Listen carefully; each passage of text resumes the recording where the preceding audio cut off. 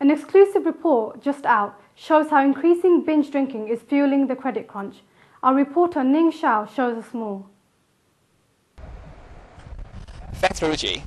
I'm here in the city where the impact of binge drinking is already having a devastating effect on the credit crunch. City workers are drowning their sorrows, and many people are desperate to borrow money. But the banks cannot cope. They're closing down everywhere. It's looking pretty bad out there. Let's get over to Nigel Daly on the panic desk. A sobering research report published today by the Institute of Alcohol Studies shows that binge drinking is a major cause of the credit crunch. And it's getting worse as alcohol-addled Britons refuse to cut back on drink despite increasing prices. Figures show that 68.4% of bank lending for the past 10 years has been to help people buy cheap grog. Now, as the bills fall due, the banks have realised that 84% of the borrowers are dead. An even more ominous sign for the British economy is that the remaining 16% face redundancy as non-alcohol related sectors of the economy are shedding jobs.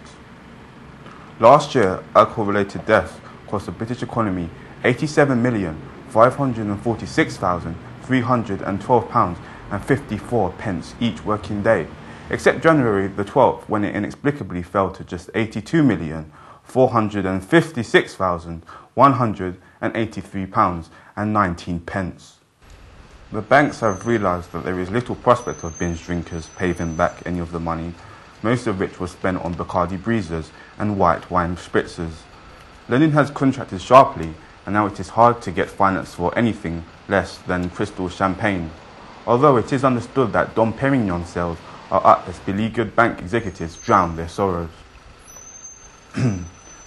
The Institute of Alcohol Studies figures show that the 15 to 25 age group spends more than 104% of its income on drink. The bubble has truly burst, said the CEO of consultancy Capital Commerce.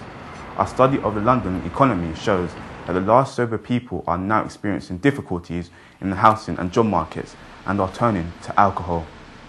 The chief UK economist, Philip Enough, explains how banks are reporting even more losses as more households are unable to pay off their debts, and 50% of all homes were repossessed last year.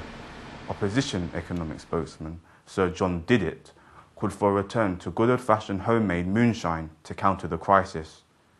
A dose of blindness will make them think twice, said Sir John, adding, "It never did me any harm." Thank you, Nigel.